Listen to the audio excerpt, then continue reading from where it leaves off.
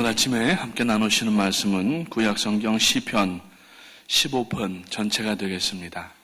1절부터 5절까지 말씀 되겠습니다. Psalm chapter 15 verses 1 to 5.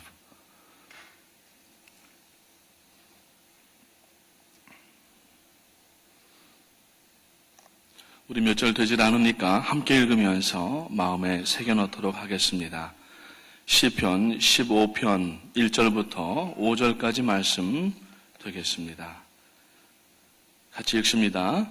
여호와여, 주의 장막에 유할 자 누구오며 주의 성산에 거할 자 누구오니이까? 정직하게 행하며 공의를 일삼으며 그 마음에 진실을 말하며 그 혀로 참소치 아니하고 그 벗에게 행악지 아니하며 그 이웃을 회방치 아니하며 그 눈은 망령된 자를 멸시하며 여호와를 두려워하는 자를 존대하며 그 마음에 소원한 것은 해로울지라도 변치 아니하며 별리로 대금치 아니하며 뇌물을 받고 무죄한 자를 해치 아니하는 자니 이런 일을 행하는 자는 영영이 요동치 아니하리이다. 아멘. 할렐루야. 이 아침에 일찍 나오셨습니다. 하나님께서 마음의 기도의 모든 제목들을 다 응답해 주실 줄로 믿습니다. 담임 목사님께서는 지난 주말에 토요일에 제네바 스위스에 도착하셨다가 2, 3일 묵으시고 지금은 프랑스 메이컨 버스로 가면은 뭐 한 1시간 반, 2시간이면 간다고 합니다. 거기에서 또 트랜스폼 월드라고 하는 기관에서 2020라고 하는 2020년도까지의 목표를 설정해 놓고 정하는 우리 414 사역의 일환인데 그 일들을 집회를 인도하시고 계십니다. 연이어지는 집회와 또 강의와 여정 가운데에 하나님께서 건강과 안전과 그리고 영역으로 함께 하셔서 그 말씀을 듣는 많은 유럽의 분들이 잠에서 깨이는 귀한 역사가 있도록 계속해서 이 아침에도 기도해 주시기를 바라겠습니다. 지난주에 공사를 쭉 하더니 벌써 이번 주에 되니까 주일날에도 편안하게 오셨을 텐데 크로스 아일랜드 타고 오시는 분들 혹은 브롱스 쪽에서 와이스톤 브리지 타고 오시는 분들 교회에 들어오기 전까지 엑시트할 때까지 굉장히 길이 안 좋았습니다. 파톨 일이 많아서 땜질을 하긴 했는데 땜질을 한 거나 파톨이나 거의 똑같은 수준이어가지고 얼마나 불편했는지 모릅니다. 이리저리 피해 다니고 그랬는데 이렇게 보니까 얼마나 깨끗하고 스무드하고 아주 쾌적하게 길을 다시 깔아놨는지 모릅니다. 우리가 신앙생활 가운데에도 신앙이 쾌적한 그러한 길로 나가기 위해서 하나님의 보호하심과 안전한 인도를 받기 위해서는 새롭게 리페이브먼트를 해야 되는데 도로 포장공사를 다시 해야 되는데 그것은 바로 말씀과 기도밖에 없는 줄로 아시기 바랍니다. 이 아침에도 오늘 하나님께서 우리들에게 허락하시는 말씀을 통하여서 우리가 어떻게 마음의 모든 고난과 또 고통과 또 심적 문제들을 비롯하여서 영적인 문제들을 평탄케 할 수 있는가 하는 것을 몇 가지를 살펴보기를 원합니다. 오늘 이 시편 15편 1절에 보니까 이 시편 기자는 다윗의 시인데 질문으로 시작을 합니다. 여호와여, 주의 장막에 유할 자 누구오며 주의 성산에 거할 자 누구오니까? 주의 성산에 거할 자가 누구냐고 이렇게 이야기를 하고 있습니다. 질문을 하고 있는데 그래서 오늘 이 시편 15편을 우리가 묵상하기 위해서는 몇 가지 마음의 개념 정리가 필요한데 첫째로는 의라고 하는 단어고 두 번째로는 공의라고 하는 단어고 세 번째로는 정의라고 하는 단어입니다. 우리가 성경 가운데 이 의와 공의와 정의가 같이 나오기 때문에 사실 히브리어에도 보면은 이 거의 같은 말로 쓰이지만은 성경을 쭉 이렇게 연구하다가 보면은 그 쓰이는 내용이 틀린 것을 알 수가 있습니다. 첫째로 의라고 하는 것은 하나님 자신을 가리키는 것입니다. 로마서에 있는 말씀을 보면은 한 의가 나타났으니 그렇게 얘기가 나옵니다. 그 한 의라고 하는 것은 물론 예수 그리스도를 이야기하지만 예수 그리스도는 하나님이십니다. 하나님, 즉 의라고 하는 것은 아무런 흠도 결점도 없는 깨끗한 상태를 이야기를 합니다. 그래서 우리가 하나님을 믿는 성도들, 예수 그리스도로 그 보혈의 피로 깨끗하게 된 사람들은 의롭다고 불러주신다고 그랬어요. 그래서 로마서에서는 바울 사도가 칭의, justification이라고 부르는데 아직 완전한 의로운 상태는 아니지만 그 의를 향하여서 나아가는, 즉 하나님을 향해서 나아가는 성도이기 때문에, 그래서 하나님 자체는 의가 되시고, 그래서 사람은 자기 의를 나타낼 수가 없다는 얘기입니다.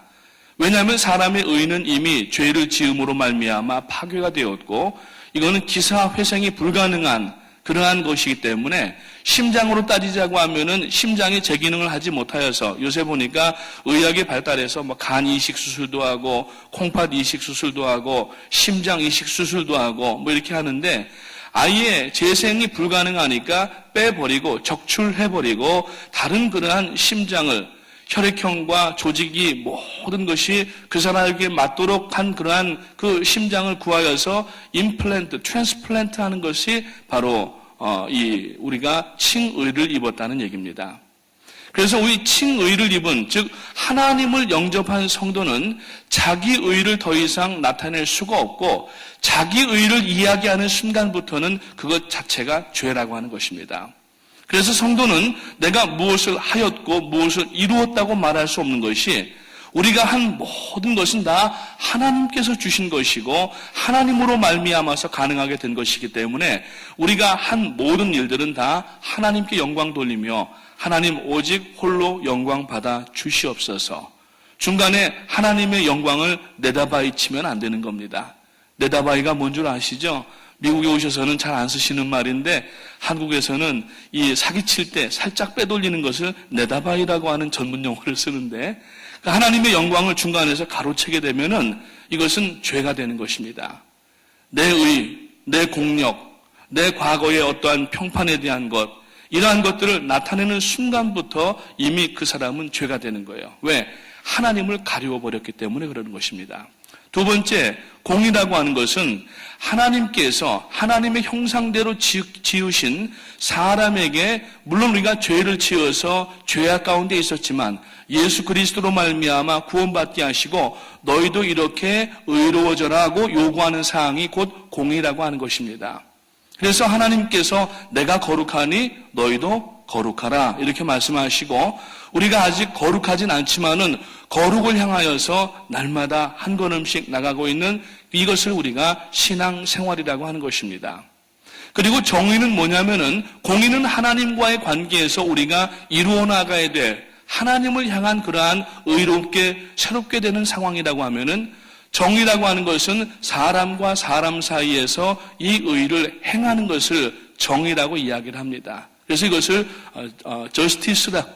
저스티스라고 이야기를 하는데, 이 정의는 하나님께서 너희는 고아를 만날 때, 과부를 만날 때 어떻게 하라, 또 나그네를 만날 때 어떻게 하라, 이런 내용들의 말씀을 쭉 하시는 것을 볼 수가 있습니다.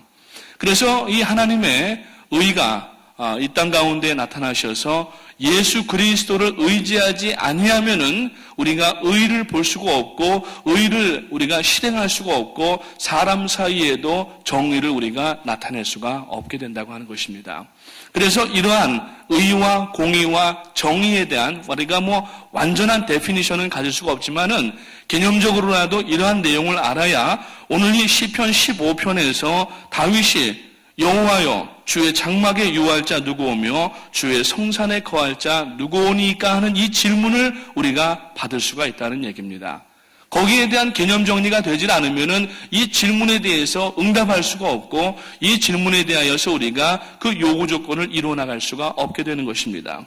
그래서 2절 말씀해 보니까 정직하게 행하며 공의를 일삼으며 이렇게 말씀이 시작되고 있는 것입니다. 그래서 우리가 하나님 앞에 이 정의를 해야 되는데, 이 정의는 단지 혈기를 가지고 나가서 옛날 한국의 5공화국 시절에 정의사회 구현했지만은 정의가 구현이 됐습니까? 안 됐습니다. 오히려 많은 재산을 축적을 하고 자기의 동생들, 형님, 가족들 다 재산 축적하게 하고 완전히 정의를 이용하여서 한 사람이 물질을 다 국민들로부터 앗아간 그러한 사건이 나타났는데, 그것은 정의가 아닙니다. 정의라고 하는 것은 이 하나님의 말씀을 읽고 말씀에 의지하여서 회개하고 이 말씀이 뭐라고 하시는 것인가 거기에 대하여서 반응을 하면서 이 말씀을 이루려고 자기의 삶을 결정하고 나가는 것이 곧 정의이고, 이것이 나 이외에 물론 자신도 포함되지만 이것은 자신에게는 공의라고 말씀을 드렸고 이외의 모든 사람들에게, 타인들에게 이것을 적용할 때에 이것을 정의라고 부르는 것입니다. 그래서 정의는 칼과 혹은 총과 혹은 완력과 무력으로 되는 것이 아니라 정의는 하나님의 말씀이 먼저 선제되지 않으면은 거기에는 하나님의 정의가 나타날 수가 없다고 하는 것입니다. 그래서 사실은 이 다윗의 시는 기도문입니다. 그래서 예루살렘 성전에 이스라엘 사람들이 먼저 도착을 했을 때에 그 성전에 들어가면서 임례성으로 사용되던 그 내용의 기도문인데, 이것은 특히 이스라엘의 모든 사람들과 젊은이들에게 교훈적으로 사용했던 그러한 내용의 시라고 성경학자들은 이야기합니다. 이 시편은 어떤 사람이 하나님을 경배하는 자로서 경배하기에 합당한 그 내용이 무엇인가, 하나님이 사람의 요구하시는 그 조건들을 지금 밝혀놓고 있는 것인데, 이 조건이 선대되지 아니하면은 예배를 우리가 온전히 드릴 수가 없다고 하는 것입니다. 그래서 오늘 이 본문 말씀에 보니까 말씀 내용 가운데 그는 올바른 행실, 올바른 말, 타인들과의 올바른 관계, 그리고 이 재물을 어떻게 사용하는 거에 대한 이러한 정의에 대한 이러한 내용들을 지금 이야기하면서 너희가 이 기준에 맞았느냐라고 물어보는 거예요. 오늘 우리가 예배당에 들어오면서 물론 하나님 앞에 회개하고 예배에 들어오지만은 여기서 선제가 돼야 될 내용이 뭐냐면은 이 내용으로 자기 자신을 달아볼 줄 알아야 되고 돌아볼 줄 알아야 되는 겁니다. 그러니까 이것은 길거리에서 행하여지는 것이 아니라 자기의 삶 속에서 말씀을 인하여서 내가 하나님께서 원하시는 기준에 지금 어느 정도 들어가 있는가를 봐야 되고, 만약에 그 기준에 미달됐다고 하면은 그것을 위하여서 하나님 앞에 회개하고 자복해야 되는 것이고, 그리고 이것이 우리가 완전하게 이룰 수는 아직은 없는 것이지만 하나님 앞에 이것을 이루기 위하여서 예배 가운데 나와서 하나님 나를 도와주시옵소서, 하나님의 의를 나타낼 줄 아는 사람이 되게 하시고 하나님께서 우리에게 요구하신 공의 가운데 있게 하시고, 그리고 이웃들과의 관계에서 맺어져야 되는 정의의 관계가 될 수 있도록 도와주시옵소서. 이게 제외가 되면은 하나님 앞에 나가는 자격이 되지 않는다는 얘기입니다. 그래서 주의 장막에 유할 자가 누구오며 주의 성산에 거할 자가 누구오니까. 여기 장막과 성산이라고 하는 것은 구약의 그 산이라고 하는 표현은 신약에 와서는 교회를 이야기를 합니다. 이것은 교회의 멤버십을 가지고 와서 아무나 앉아있는 그것을 얘기하는 것이 아니라 바로 하나님의 공의를, 하나님의 우리가 실행해야 될 정의를 얼마나 우리가 지금 실행하면서 그 기준에 우리가 도달하고 있는가 하는 것을 보아야 된다고 하는 것입니다. 하나님 앞에 나아가기를 바라는 성도는 이 내용들을 오늘 유심히 살펴봐야 되고 이것으로 자기 자신을 저울질해 볼 줄 알아야 되고 이 교준에 맞추기 위해서 자기의 삶의 모든 내용들을 점검해 볼 필요가 있다고 하는 것입니다. 먼저 1절의 질문에 대한 이 제사장들의 답변을 보니까 의인만이 거할 수 있다. 의인이 무엇입니까? 우리가 예수를 믿고 아직 완전한 의인은 되진 않았지만은 의롭다고 불러주시는 칭의 가운데 있다고 하였는데, 이 의는 곧 예수 그리스도의 보혈을 의지할 줄 아는 마음의 결정을 이야기를 합니다. 그리고 회개하는 것을 이야기합니다. 우리가 하나님 앞에 예수 그리스도의 보혈로 인하여서 하나님 보좌 앞에 나갈 수 있는 방법, 그 비밀하신 일들, 베드로전서 2장 9절에 보니까 우리가 왕 같은 족속이고 거룩한 나라고 이런 말씀을 하지만은 우리에게 이 기이한 빛을 주신 하나님의 그 덕을 선전케 하려 함이라고 말씀을 하고 있는데, 그 기이한 빛이라고 하는 것이 뭐냐면은 예수 그리스도의 빛으로서 우리의 심령 가운데 있는 모든 죄를 다 어두움의 권세들을 물리치는 그러한 능력을 이야기를 하는 것입니다. 그래서 오늘 이 본문에서 우리가 몇 가지를 살펴보는 첫 번째 2절 말씀에 보니까 그 마음에 진실하다 이랬어요. 그 마음에 진실하다. 자, 다른 번역본을 보니까 그는 정직하게 행하며 의로운 일을 하며 마음으로 진실을 말하는 사람이다 라고 하는 그러한 이야기로 번역을 해놨습니다. 여기 정직이라고 하는 말은 히브리어로 타밈이라고 하는 그러한 이 단어인데 이것은 흠이 없다, 완전 무결하다라는 얘기예요. 이 흠이 없다라고 하는 단어는 레위기 19장에 보면은 하나님 앞에 제사를 드리는데 그 제사에 드려지는 제물에 대한 규례를 이야기할 때에 그 양을 잡을 때에 그 양이, 그 가축이 그 아무런 흠과 티가 없어야 된다고 하는 것을 얘기를 하는 거예요. 그래서 여러분 그 짐승을 사왔을 때 이 짐승이 처음에 눈이 멀었는지 뭐 어디 털이 곰팡이가 슬었는지 다리가 절뚝거리는지 처음에 잠깐 보고서는 모르니까 이 제물로 드려질 짐승은 찾아놓고 며칠 동안을 보면서 혹시 눈은 떴지만은 안 보이지 않는가, 한쪽 눈이라도 지금 보이지 않지 않는가. 겨드랑이 밑을 들어보니까 거기 그냥 곰팡이가 슬어가지고 털이 이렇게 뭐 벗겨져 있다든지 아니면은 몰랐는데 살짝 다리를 절고 있다든지 아니면은 뭐 여러 가지 디펙트가 있는 그러한 내용이 발견되면은 그 제물은 하나님 앞에 제사로 쓰일 수가 없다고 얘기를 하고 있습니다. 그때 쓰이는 말씀이 흠이 없는이라고 하는 단어를 쓰는데 그때 바로 타밈이라고 하는 이 히브리어가 쓰이고 예수 그리스도께서 이 땅에 오셔서 십자가에 못 박혀 죽임을 당하실 때에 아무런 점과 흠이 없는 그 어린 양 같으신 예수 그리스도, 아사셀의 어린 양과 같은 예수 그리스도가 십자가에 못 박혀 죽으시고 그 피를 흘려주심으로 말미암아 그 피에 의지하는 사람마다 우리가 죄사함을 얻게 되고 즉 죄사함의 비밀함을 얻게 되었다고 하는 겁니다. 이 죄를 어떻게 사함을 받습니까? 도덕으로, 윤리로, 학문으로, 어떠한 권세로, 세상적인 것으로 어떤 것도 우리의 이 의를 만들 수가 없는 것입니다. 자기의 한계를 느낄 수밖에 없는 것입니다. 그러면은 의의 본체가 되신 예수 그리스도께 나아가서 우리가 의지해야 되고 이 의를 힘입을 수 있는 예수님의 보혈을 힘입어서 회개할 때에 비로소 하나님께서 의롭다고 칭해 주신다고 하는 것을 아는 사람이 바로 비밀한 것을 아는 사람이 된다고 하는 것입니다. 세상 사람들은 자기의 죄과를 덮기 위하여서 돈을 씁니다. 그리고 권력을 사용합니다. 그러면서 정의를 얘기하지만 거기에는 정의가 없습니다. 왜? 예수 그리스도의 보혈을 의지하지 않았기 때문이라고 하는 것입니다. 그 다음에 이 공이라고 하는 말 가운데에서 이 차디크라고 하는 단어가 쓰이는데 이것은 하나님 앞에 나아갈 수 있는 선제적 요건. 그러니까 우리가 하나님 앞에 이 의를 힘입어서 나아가서 하나님 앞에 예배하는 그러한 것을 얘기를 하고 진실한 성도가 되어야 되는 겁니다.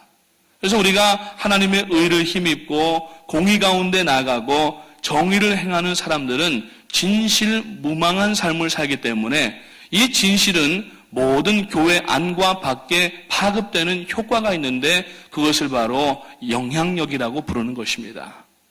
우리가 이 영향력을 끼치기 위하여서 사는 것인데 사실 영향력을 끼치기 위해서 사는 건 아니지만은 하나님 앞에 온전한 신앙 가운데 나가면서 하나님의 그 기준에 맞도록 자기 자신을 절제하고 죄를 회개하고 자기 자신을 성결하게 하는 가운데에 자연적으로 다른 사람들에게는 이 영적인 영향력을 미치게 될 수가 있다는 얘기입니다. 그것이 바로 정의라고 하는 것입니다.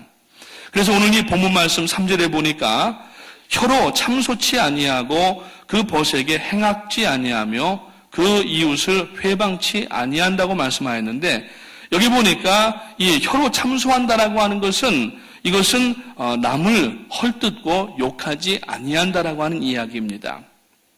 이 참소한다라고 하는 것은 뭐냐면은 라갈이라고 하는 말로서 다른 사람에 대하여서 공격을 하는 겁니다. 중상하고 모략을 하는 겁니다. 그리고 험담을 하는 겁니다. 오늘 우리가 여러분 이러한 약점 가운데 우리가 스스로가 노출되어 있을 때가 많이 있습니다. 사람이 두세 사람이 모이게 되면은 그 자리에 없는 한 A라고 하는 사람에 대해서 말이 한마디가 나오면은 거기에 대해서 자꾸 이렇게 우리가 좋지 않은 평판을 할 때가 있습니다. 그 사람 앞에서 하는 것은 충고라고 이야기할 수가 있지만 그 당사자가 없는 가운데에서 그 사람의 말을 아무리 하게 되면은 그 말은 여러분 자칫 잘못하면은 험담이 될 수가 있고 사람이 참소하는 말이 될 수가 있습니다. 그 사람이 없는 때에는 그 얘기를 하지 않는 게 좋고 만약에 남에 대한 나쁜 이야기를 할 때에는 여러분 그 사람과 단 둘이 있을 때만 해야 되지 다른 사람이 있는 가운데 사는 것도 그것도 문제가 있다는 얘기입니다. 그게 바로 참소라고 하는 것입니다. 우리가 하나님 앞에 이 참소를 하게 되면은 여러분 참소는 누가 하는 것이냐면은 사단이 하는 것입니다. 사단이 하나님 앞에 나아가는 성도를 향하여서 마치 욥기서를 읽어보게 되면은 사단이 욥이 하나님 앞에 늘 경건하고 하나님 앞에 예배하며 자기의 죄를 지은 것이 없는가 늘 돌아보고 심지어는 욥기서 1장에 보니까 아들들의 생일잔치에서 하나님 앞에 범죄했을까봐 오히려 하나님 앞에 아들들의 생일잔치가 끝난 이후에 그 번제를 드리는 모습을 볼 수가 있습니다. 그래서 하나님께서 욥을 향하여서 이는 동방의 의인이다. 의라고 불렀습니다. 그럴 때 사단이 뭐라고 얘기냐면은 그게 아닙니다. 하나님. 저 욥이 하나님을 정말 경외하고 사랑하여 사는 것이 아니라 하나님께서 주신 그 물질 때문에 어쩔 수 없이 코가 꿰어가지고 그런 척하는 거라고 하니까 쉽게 말해서 하나님이 열받으신 거예요. 하나님이 욥이 누군지를 아시는데 참소를 하니까 그러면 네가 욥을 생명을 건드리지 말고 한번 시험해 보아라고 그렇게 얼라오하시는 겁니다. 어마어마한 시험을 당합니다. 그러나 이 욥은 끝까지 하나님을 붙들고 이 의를 붙들고 의에서 벗어나지 아니할 때에 하나님께서 욥의 모년에 갑절의 복을 더하셨다고 하는 내용을 볼 때에 여러분 우리는 누군가를 참소하면은 여러분 우리가 하나님의 자녀가 아니라는 겁니다. 이것을 오늘 본문에서는 바로 정의라고 그렇게 규정을 하고 있다고 하는 것입니다. 친구를 향하여서 성도들을 향하여서 다른 기타 모든 외부의 사람들을 향하여서 우리가 참소하지 않는 삶을 살아야 되고 오늘 만약에 내 입술에 나도 모르는 사이에 왜냐하면 우리는 죄로 인하여서 죄를 지은 흔적이 다 누구에게나 있기 때문에 아직 연약합니다. 예수를 믿고 구원을 얻었지만 아직까지 이러한 참소하는 것으로 인하여서 쾌감을 느낄 때가 있고 어떨 때에는 그 자리를 일부러 만들 때도 있어요. 그게 바로 연약한 인생의 본 모습이기 때문에 우리가 하나님 앞에서 이 참소하지 아니하도록 자리를 구분할 줄 알아야 됩니다. 그래서 오늘 이 시편 1편에 보면은 복이 있는 자는 그렇게 이야기하면서 악인의 길을 따르지 아니하고 교만한 자리에 앉지 아니하고 말씀을 하고 있는 거예요. 그러니까 여러분 자리를 잘 구분할 줄 알아야 됩니다. 말을 섞어야 될 자리가 됐는지 아니면은 말을 섞지 않아야 될 자리인지 내가 거기에 머물러 있어야 될 자리인지 그곳을 떠나야 될 자리인지를 분명히 알 때에 그 사람이 하나님 앞에 여러분 공의 가운데 들어가는 것이고 사람을 향하여서는 정의를 행하는 사람이 될 수가 있다고 하는 것입니다. 이웃을 회방하지 않는 겁니다. 하나님과 교제할 수 있는 마음은 여러분 이웃을 회방하지 않는 마음이 되어야 됩니다. 이웃을 대적하거나 그를 조롱하거나 그에 대해 손가락질 않아야 됩니다. 4절 말씀해 보니까 의인의 눈이 나옵니다. 하나님의 그 눈은 하나님을 멸시하는 자를 멸시하며 여호와를 경외하는 자를 존경하고 그 마음에 맹세한 것을 변함없이 지키는 사람이 바로 정의로운 사람이라고 얘기를 합니다. 하나님이 멸시하는 자를 멸시한다고 하는 것은 뭐냐면은 하나님의 의에 거절당한 자 또는 하나님을 멸시하는 자를 이야기하는데 하나님과 교제할 수 있는 사람은 하나님은 멸시하는 자를 멀리하고 그들의 행위를 본받지 않아야 된다고 하는 것입니다. 우리가 반면교사라고 하는 것이 있습니다. 우리가 생을 살다가 보면은 선악이 겨우살아라고 하는 이런 말을 듣는데 선한 것과 악한 것 모두가 한 개인의 스승이 될 수가 있다는 얘기예요. 선한 것을 보면은 나도 저렇게 선한 것을 행해야 되겠구나. 이렇게 영향력을 받고 악한 일을 하는 사람을 보면은 나도 저렇게 하면 안 되겠구나. 나는 저렇게 하면 안 되겠구나. 반면교사예요. 그 행위를 하지 않아야 될 것을 본받는 것을 반면교사라고 얘기를 하는데 오늘 우리가 하나님 앞에 남들에게 정의로운 것을 보임으로 우리가 하나님의 그 공의의 놀라운 역사들을 나타내는 사람이 되어야 되는데 반면교사가 되면 안 된다는 얘기입니다. 특히 교회 안에서 그리고 사회생활을 할 때에 우리가 반면교사가 되지를 않아야 된다고 하는 것입니다. 여호와를 경외하는 자를 존귀하게 여기고 하나님과 교제하는 사람을 우리가 정말 사랑해야 되고 하나님을 사랑하는 사람을 우리가 위할 줄 알고 그를 프로텍트하고 보호할 줄 알아야 돼요. 그래서 교회 안에서는 성도가 서로에 대하여서 비난하거나 공격하게 되면은 여러분 구약 성경에 표현해 보니까 하나님을 사랑하는 자를 공격하는 것은 하나님의 눈동자를 찌르는 것과 같다고 그랬어요. 여러분 오늘 우리가 조심해야 됩니다. 그래서 하나님 앞에 나와 예배하고 회개하고 경배하고 그러니까 서로에 대하여서 함부로 속단하거나 공격해서는 안 된다는 얘기입니다. 그거는 곧 하나님을 공격하는 일이 되기 때문에 하나님이 나만 사랑하시고 다른 사람들은 사랑 안 하신다고 하면은 그건 정신적으로 영적으로 문제가 있는 겁니다. 하나님은 우리를 사랑하시는 하나님이시지 나만 사랑하시는 하나님이 아니에요. 만약에 나만 사랑한다고 생각하면은 그것은 영적 천상천하 유아 독존 혼자 독불장군처럼 있는 겁니다. 그러니까 변하질 않아요. 어떤 말씀을 읽든지 들어도 변화되지 않고 마음에 감동이 생기질 않는 이유가 하나님이 자기만 사랑한다고 생각하면 큰 착각이고 오산이라고 하는 겁니다. 마지막으로 주의 성산에 거할 자, 주의 장막 안에 거할 자가 누구냐 하면은 올바른 경제 생활을 하는 사람이라고 오늘 본문에서 이야기합니다. 오늘 본문 5절에 보니까 첫 번째 나오는 말씀이 별리로 대금치 아니한다. 이게 무슨 말입니까? 고리 대금을 받지 말라는 얘기입니다. 여러분 구약에서 보면은 성도가 고리 대금을 하지 말라고 이야기를 합니다. 경제 원칙이 모세오경에 이미 다 나와 있는데 이 하나님과 교제할 수 있는 사람은 고리 대금을 해서는 안 된다고 하는 얘기예요. 그것은 하나님의 법이 아니기 때문에 그렇습니다. 고대 이 팔레스타인 지방의 기록을 찾은 것을 보면은 터무니없는 이자를 먹여서 가난한 사람들이 어렵고 힘들기 때문에 돈을 빌렸는데 거기에다가 어마어마한 돈을 이 고리 대금을 먹임으로 인하여서 착취를 하는 거예요. 얼마나 했냐면은 바벨론에서 나온 문헌에 보니까 33.3%가 고리 대금이 먹여졌어요. 오늘날 어떤 카드 회사에서 뭐 그 정도는 아니지만 거의 유사한 그러한 이자를 주는 카드 회사가 있다고 얘기를 들었고 또 뿐만 아니라 돈 빌려드립니다. 전화 한 통 써놓고서 전화만 하면은 이거는 완전히 이거는 뭐 범죄 행위입니다. 아수르라고 하는 지역에서는 무려 이자를 50%를 요구한 그 흔적을 발견했어요. 이거는 정말 이 도둑 중에서도 상도둑입니다. 성도는 절대 고리대금을 해서는 안 됩니다. 이것은 하나님께서 금하신 법이고 이것을 금하면은 우리가 범하게 되면은 이건 하나님과 교제하는 자라고 볼 수가 없다는 거예요. 남이 어려울 때에 물론 거기에서 우리가 그냥 빌려주지 않은 겁니다. 오늘날 세상을 보면 은행 보세요. 은행 가서 우리가 단돈 10,000불을 빌려도 이자가 얼마나 많은지 몰라요. 그러니까 개인적으로 돈 관계를 안 하는 게 좋지만은 만약에 준다고 하면은 그것을 내가 필요 없이 줄 수 있을 만큼이면은 아예 주고 잊어버리라는 얘기고 받은 사람도 정직해야 되는 겁니다. 사람이 뒷간에 들어갈 때하고 나올 때가 다르다고 급할 때는 내가 한 일주일만 지나면 이거 꼭 갚을게요. 먼저 선생님 거 먼저 갚겠습니다. 약속해 놓고 괜찮아지면은 나중에는 오히려 아주 그냥 더 큰 소리를 치는 경우가 있어요. 아주 나쁜 겁니다. 그러니까 성도는 그렇게 해서는 안 되는 거예요. 빌려줄 때에도 빌려받을 때에도 그 마음 자세가 하나님의 그 의 앞에 우리가 정의를 행하는 그러한 왜 하필이면 이 본문에다가 별일을 취하지 아니한다고 말씀을 했겠습니까? 정의가 무엇입니까? 다 돈에 대한 내용들이에요.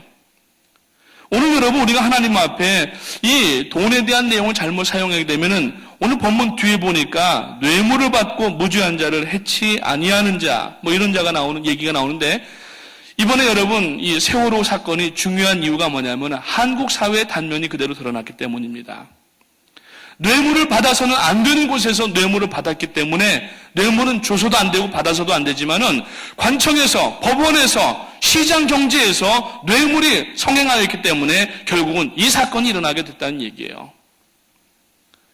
오늘 사랑하는 성도님 여러분, 정의가 무엇인지를 다시 한번 생각하시고 주님께서 우리에게 줄 수 있거든 주라고 말씀하셨습니다. 거기에다가 고리를 붙여가지고서 받게 되면은 여러분 고리가 붙어요. 사단에게 고리가 붙습니다. 큰일 납니다. 돈은 일만하게 뿌리라고 야고보 사도가 말씀합니다. 정의를 여러분 스스로 파괴하지 마시고, 그래서 우리가 전도서 기자가 그러잖아요. 헛되고 헛되며 모든 것이 헛되도다. 왜 그런 얘기를 했습니까? 정의가 실현돼야 될 관청과 법원과 시장에서, 법원에서 돈 받고 죄인을 죄 없다고 얘기하고 죄 없는 사람을 죄 있다고 얘기했고, 관청에서도 뇌물 주지 않으면, 급행료 내리지 않으면 증명서 발행이 안 되는 거예요.